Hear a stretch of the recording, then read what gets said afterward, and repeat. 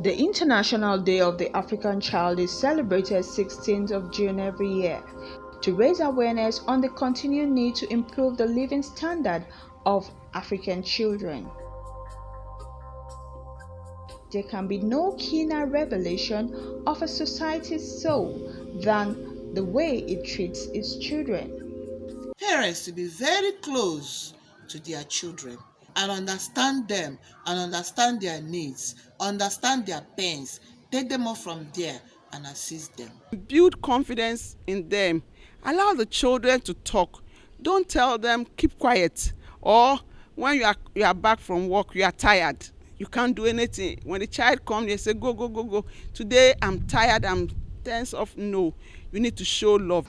The concept note for this year's edition is access to a child-friendly justice system in Africa. We need our leaders to implement justice on the right for African children. All children have the right to protection, they have the right to survive, to be safe, to be heard, to receive adequate care, and to grow up in a protective environment. But most African children don't have access to justice that is needed to realize their rights. A lot of African children are suffering out there. A lot have been maltreated, a lot have been abused. All we need is a free and friendly justice to speak for us. Leaders, where will we run to when we are abused and our parents don't have money? Courts can be a powerful tool to positively shape children's lives when their rights are tampered with. A child-friendly justice system helps to appreciate and minimize the challenges that children face. The courts are very, very far from the child in that they are situated in very urban areas where they are not accessible to the African child. Also, the costs,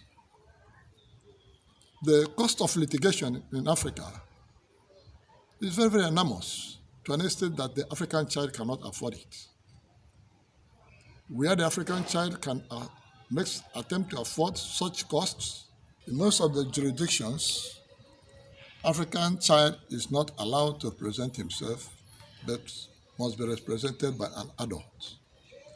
The adult may not be in a position to present the African child in a way he may want it, or such a presentation may not be adequate. Having access to this justice system will eliminate many of the traumatic experiences children go through. It will foster great respect for their rights by providing children the full access to the justice they need. The courts must adopt processes that the African child must be familiar with. Also, though the laws are in existence, but case studies have shown that these laws, where they exist, they are not enough, and some of them are not working to protect the interests and the rights of the child. So the governments of African countries must come out to make the laws that are adequate and functional to protect the interests of the African child. Safety and security don't just happen. They are the result of collective consensus and public investments.